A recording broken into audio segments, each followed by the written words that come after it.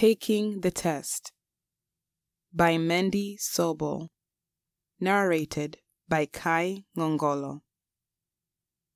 Maybe you did it just once, or maybe you did it a lot.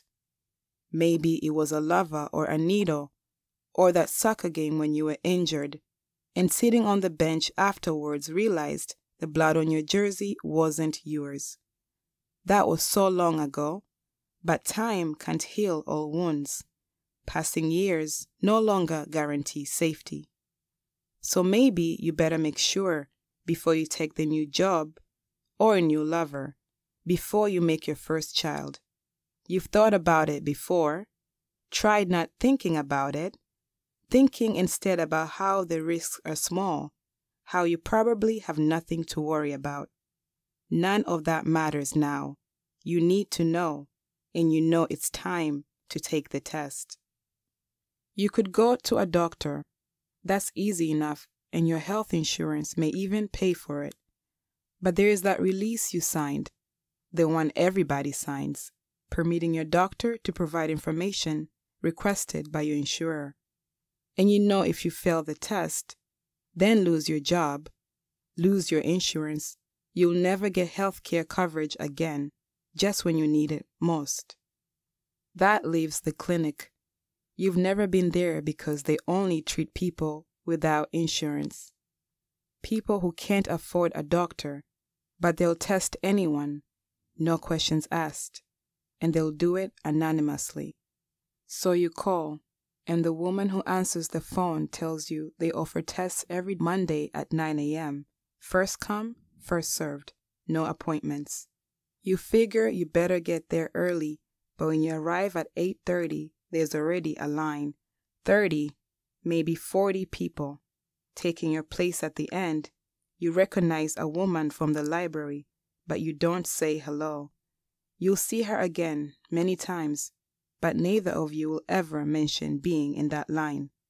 There's almost no conversation, not like standing in line at the post office, not like standing in line anywhere else. A couple who came together talk quietly, almost whispering. A few stragglers line up behind you. The clinic doors open. A janitor lets you in, and people find their places in the old house's living room, sitting on lumpy couches and worn armchairs, sitting on the floor or leaning against walls. You look around at the others, all kinds of people, some looking around too, none letting their eyes meet.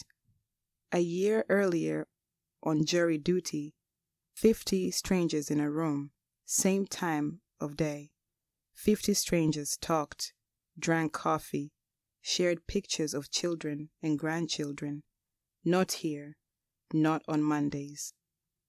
A white-coated technician walks in, passes out forms and information pamphlets, explains. Read the pamphlet carefully. Fill out the form. Do not put your name anywhere on the form. Every form has a number. The same number also appears beneath the perforated line at the bottom. Tear off the number beneath the perforated line. Give the completed form to the technician who administers the test. Keep the number.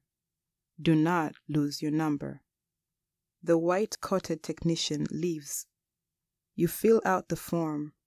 Tear off the number beneath the perforated line. Place it in your wallet. One by one. First come, first served. A receptionist calls the numbers. One by one, the others rise. Follow a technician down the hall. Then it's your turn. Just a blood test, no big deal. You've had them before. Rubber tourniquet. Make a fist. Pinch of the needle. Relax your fist. Remove the tourniquet. The technician tells you what happens next. We send your blood, identified only by your number, to a lab. They test it for the presence of the antibodies. Come back to the clinic in 2 weeks. Come at 11 a.m. You cannot get your results by telephone. A counselor will be present in the event your test results are positive. You must bring your number. While she's talking, you look from her eyes to the glass tube slowly filling with your blood. It's purple, not red. A deep, incredible purple, vital, alive. The Band-Aid, the thank you, the goodbye. You go out through the nearly empty lobby. You go home to wait. You think about it off and on, in the middle of the day, in the middle of the night, in the middle of thinking about something else. You think about it when you wake up in the morning. You try not thinking about it, thinking instead about how the risks are small, how you probably have nothing to worry about. 2 weeks pass slowly, but it's Monday, then Monday again, and soon 11. You go early, but not too early this time. Some, but not all the people from 2 Mondays ago are waiting in the lobby. One by one, first come, first served. A receptionist calls the numbers. Some are led down the hall to the back room, some to a side room of the lobby. Some come back through the lobby and out the door, some don't. You wonder if the room makes a difference. The receptionist calls your number. A white-coated technician steps into the lobby, holds his arm out directing you to the side room. He sits. You sit. He checks your number against the numbers on his list. Your test results are negative. He smiles. You smile.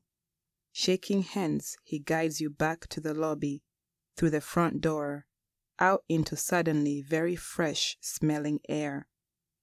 You're happy, glad to be alive. Before, that's just been an expression, but now you feel it, really glad to be alive. For the next couple of days, the wind will smell sweeter, food tastes better, flowers, trees, birds, and people look more lovely. And you send a contribution to the clinic too, now that you've seen how helpful and important their work is. You're happy, but not jumping up and down, not laughing or singing, not calling your friends to join you for a celebratory beer. Because you're thinking how every politician and policymaker, every cleric and columnist, everyone who has an opinion about HIV/AIDS, and everyone who doesn't, how all of them should have this experience, how all of them should line up at a clinic early on a Monday and take the test. And because you're thinking about the others, the ones who stood in line with you, the ones who, like you, returned 2 weeks later, but unlike you, didn't walk quickly back through the lobby, out the front door smiling, the ones who stayed much longer behind closed doors.